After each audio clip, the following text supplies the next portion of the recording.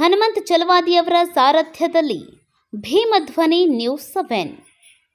ತುಂಬಿದ ಸಭೆಯಲ್ಲಿ ನೀನೇ ಗೆಲ್ಲುವೆ ಎಂದ ಸಿದ್ದರಾಮ ಶ್ರೀಗಳು. ಮೊದಲು ನನಗೆ ಧ್ವಜದ ಬಗ್ಗೆ ಹೋರಾಟ ಮಾಡುವುದು ಬಿಟ್ಟರೆ ಬೇರೆ ಯಾವುದೇ ಪೊಲಿಟಿಕಲ್ ಬಗ್ಗೆ ಯಾವುದೇ ರೀತಿಯ ಬ್ಯಾಕ್ಗ್ರೌಂಡ್ ಇರಲಿಲ್ಲ. ನಾನು ಮೊದಲ ಬಾರಿಗೆ ಧಾರವಾಡ ಲೋಕಸಭಾ ಕ್ಷೇತ್ರದಿಂದ ಸ್ಪರ್ಧೆ ಮಾಡಿದಾಗ ನನ್ನ ವಿರುದ್ಧ ಬಹಳ ದೊಡ್ಡ ವ್ಯಕ್ತಿಯು ಸ್ಪರ್ಧೆಯಲ್ಲಿದ್ದರು ಎಂದು ಹೇಳಿದರು. ಪ್ರಚಾರದ ನಿಮಿತ್ತವಾಗಿ ಅದರ್ಗುಂಚಿ ಗ್ರಾಮಕ್ಕೆ ತೆರಳಿದಾಗ ಅಲ್ಲಿನ ಕಾರ್ಯಕ್ರಮದಲ್ಲಿ ಪೂಜ್ಯರಾದ ಶ್ರೀ ಫಕೀರ ಸಿದ್ದರಾಮೇಶ್ವರ ಶ್ರೀಗಳು ಹಾಜರಿದ್ದರು. ಆ ವೇಳೆ ನಾನು ಅವರ ಆಶೀರ್ವಾದ ಪಡೆದು ಮರಳಿ ಬರುವಾಗ ತುಂಬಿದ ಸಭೆಯಲ್ಲಿ ಶ್ರೀಗಳು ಪ್ರಹ್ಲಾದ್ ಜೋಶಿ ನೀನೇ ಗೆಲ್ಲುತ್ತಿ ಎಂದು ಶ್ರೀಗಳು ಆಶೀರ್ವಾದ ಮಾಡಿದರು. ಅವಾಗಿನಿಂದ ಇಂದಿನವರೆಗೂ ಸತತವಾಗಿ ಶ್ರೀಮಠಕ್ಕೆ ಭೇಟಿ ನೀಡಿ ಆಶೀರ್ವಾದ ಪಡೆದುಕೊಂಡು ಹೋಗಿರುತ್ತೇನೆ ಎಂದು ಹೇಳಿದರು. ಈ ಸಂದರ್ಭದಲ್ಲಿ ಶಾಸಕ ಡಾಕ್ಟರ್ ಚಂದ್ರು ಲಮಾಣಿ, ಕುಂದಗೋಳ ತಾಲೂಕಾ ಶಾಸಕರಾದ ಎಂ.ಆರ್. ಪಾಟೀಲ್, ಎಸ್.ವಿ. ಸಂಕನೂರ್, ಚಂದ್ರಣ್ಣ ನೂರ್ಶೆಟ್ಟರ್, ನಾಗರಾಜ್ ಲಕ್ಕುಂಡಿ ಹಾಗೂ ಇನ್ನು ಅನೇಕ ಮುಖಂಡರು ಭಾಗಿಯಾಗಿದ್ದರು.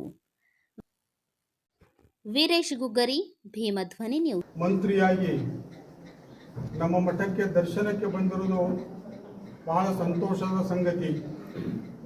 ಚುನಾವಣೆಗಿಂತಲೂ ಮೊದಲು ಹುಬ್ಬಳ್ಳಿಯಲ್ಲಿರುವಂಥ ಮಂಜು ಕಾಟ್ಕರ್ ಅನ್ನುವಂಥ ಹುಡುಗ, ನಮ್ಮ ಸಾಹೇಬರು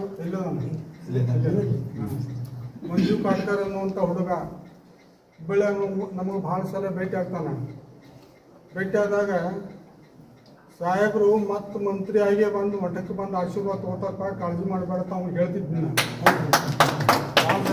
ಗಾಡಿ ತರಿಗೆ ಮಂಜು ಎಲ್ಲಿ ಹೊಂಟಿಲ್ಲಿ ಬಾ ಇಲ್ಲ ಕರೆದು ಪ್ರಹ್ಲಾದ್ ಜೋಶಿಯವರು ಮತ್ತು ಮಂತ್ರಿ ಆಗ್ತಾರೆ, ಮಠಕ್ಕೆ ಬಂದು ಆಶೀರ್ವಾದ ತೊಗೊಂಡು ಹೋಗ್ಬೇಕು ಅನ್ನುವಂಥ ಮಾತು ನಾವು ಹೇಳ್ತಿದ್ವಿ.